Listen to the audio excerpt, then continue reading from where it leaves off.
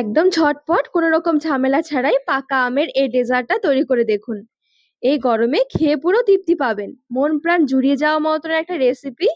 এত সুন্দর লাগে খেতে, যেন মুখে দিতেই গলে যায়। একবার খাওয়ার পর দেখবেন আরো একবার বানিয়ে খেতে ইচ্ছা হবে। নমস্কার বন্ধুরা, নতুন একটা পর্ব দেখার জন্য আপনাদের সকলকে স্বাগত জানাই। আজকে তৈরি করে দেখাবো ভাপা আম দই। খুব সহজে বাড়িতে এই গরমে পাকা আমের এই রেসিপিটা বানিয়ে দেখতে পারেন। খেতে দারুণ লাগে। চলুন, আশা করছি আজকের রেসিপি অনেক ভালো লাগবে। তো ভাপা আম দইয়ের জন্য আমাদের লাগবে দই। দইটাকে একটু জল ঝরিয়ে নেব।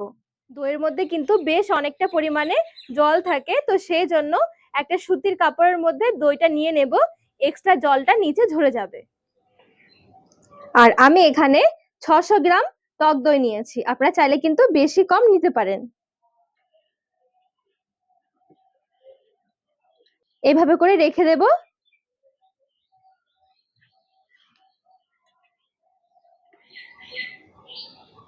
এবারে তৈরি করে নেব কনডেন্স মিল্ক। ভাপা আম দই একটু কনডেন্স মিল্ক দিলে খেতে ভালো লাগবে। বাজারেও কিনতে পাওয়া যায়, আপনারা বাজার থেকে কিনেও নিয়ে আসতে পারেন। তাছাড়া চাইলে এভাবে ঘরে একদম হোমমেড তৈরি করে নিতে পারেন।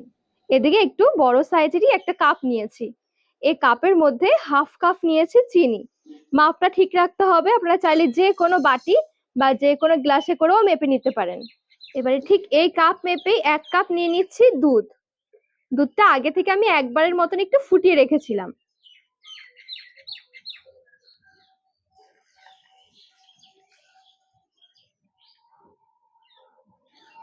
এবারে নেড়ে চেড়ে চিনি গলিয়ে নেব দুধের সাথে, আর ভালোভাবে ফুটিয়ে ফুটিয়ে ঘন করে নেব। দুধটা ফোটানোর সময় সমানে একটু নাড়াচাড়া করতে হবে। খেয়াল রাখতে হবে দুধে যেন খুব বেশি সর না পড়ে যায়, সেই জন্য সমানে নাড়াচাড়া করে ফুটিয়ে নিতে হবে।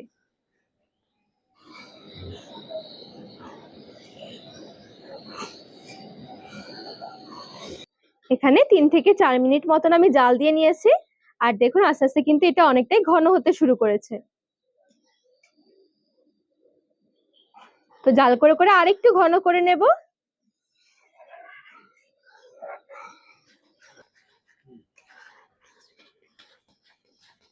তো এখানে আরো 3 থেকে 4 মিনিট সময় নিয়ে ভালো করে জাল দিয়ে নিয়েছি। এখন কিন্তু বেশ অনেকটাই ঘন হয়ে গেছে। কনডেন্স মিল্কটা কিন্তু এখন একদম রেডি হয়ে গেছে। যখন দেখবেন এরকম একটা ঘনত্ব এসে যাবে, তখন বুঝতে হবে যে কনডেন্স মিল্কটা কিন্তু একদম রেডি। এবারে সব শেষে দিয়ে দিতে হবে 1 চিমটি মতন বেকিং সোডা।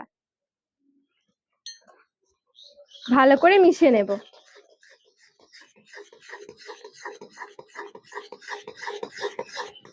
বেকিং সোডা দেওয়ার পর দেখবেন এই মিশ্রণটা কিন্তু অনেকটাই চেঞ্জ হয়ে যাবে। সাথে কিন্তু আপনারা এই কনডেন্স মিল্কটা অনেকদিন পর্যন্ত সংরক্ষণও করে রাখতে পারবেন। যখন দেখবেন এটা ঠান্ডা হয়ে যাবে, তখন দেখবেন এটা পুরো দোকানের মতন এসে যাবে।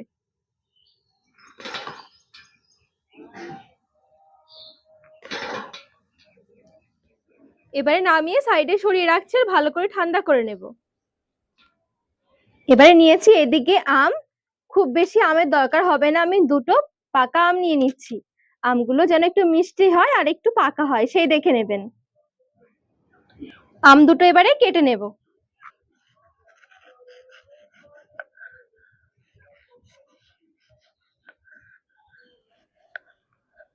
এদিকে একটা মিক্সিং জার নিয়েছি।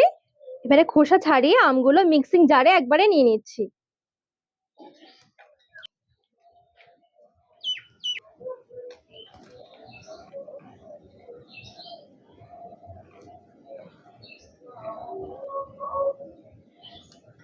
মিহি করে এবারে আমটা পেস্ট করে নেব। দেখুন সুন্দরভাবে এখানে আমের পিউরি তৈরি করে নিয়েছি।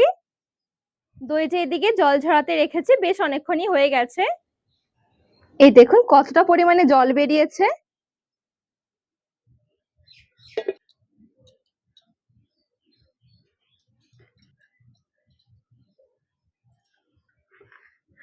সুন্দরভাবে দইয়ের এক্সট্রা জলটা ঝরিয়ে নিয়েছি। এবারে এদিকে নিয়েছি একটা বাটি, বাটিতে এই দইটা নিয়ে নেব।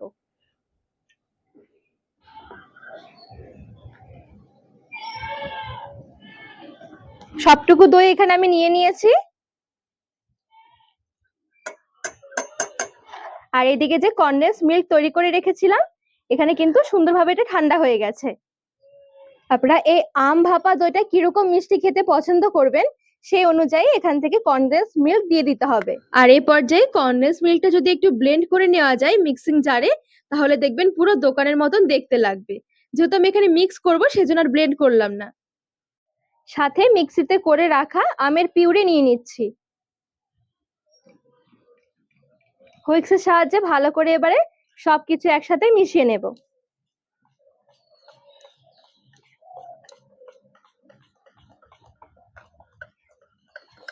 যেহেতু এটা টক দই সেই জন্য আমি বেশ কিছুটা কনডেন্স মিল্ক নিয়েছি। আপনারা কিন্তু আপনাদের স্বাদ অনুযায়ী বাড়িয়ে কমিয়ে নিতে পারেন। এবারে ভালো করে একদম স্মুথ ভাবে এটা মিক্স করে নিতে হবে।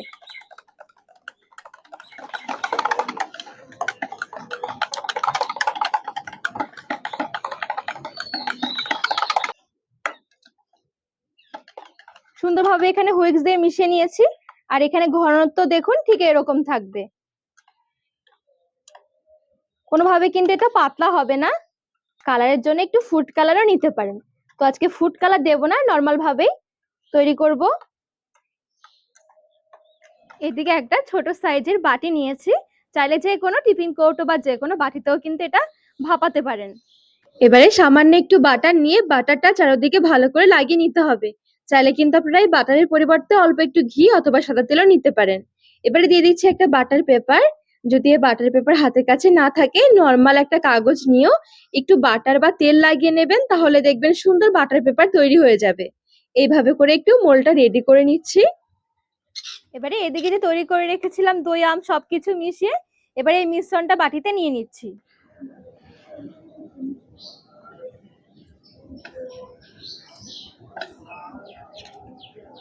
এই দেখুন এখানে সবটুকু নিয়ে নিয়েছি।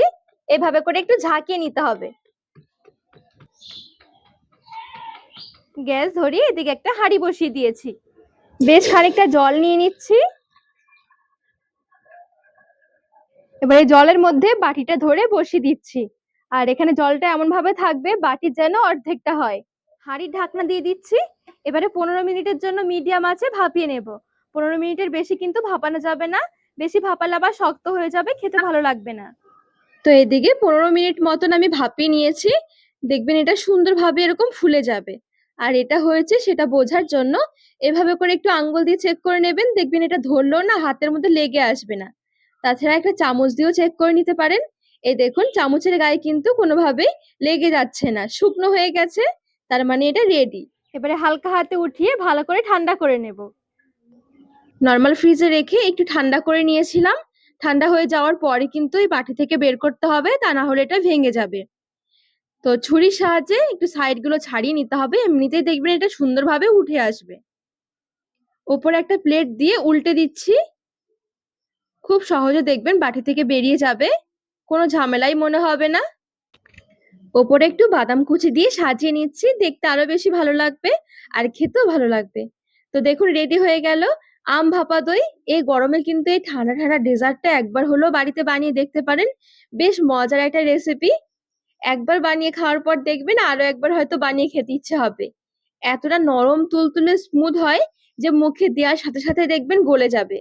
খেতে দারুণ লাগে, শুধু একবারই তৈরি করে দেখুন, পুরো অমৃত মতন খেতে লাগবে। তো বন্ধুরা আজকের রেসিপি আপনাদের কেমন লেগেছে অবশ্যই কমেন্ট করে জানাবেন। আর রেসিপি ভালো লাগলে চ্যানেলটিকে সাবস্ক্রাইব করে পাশে থাকার অনুরোধ রইল।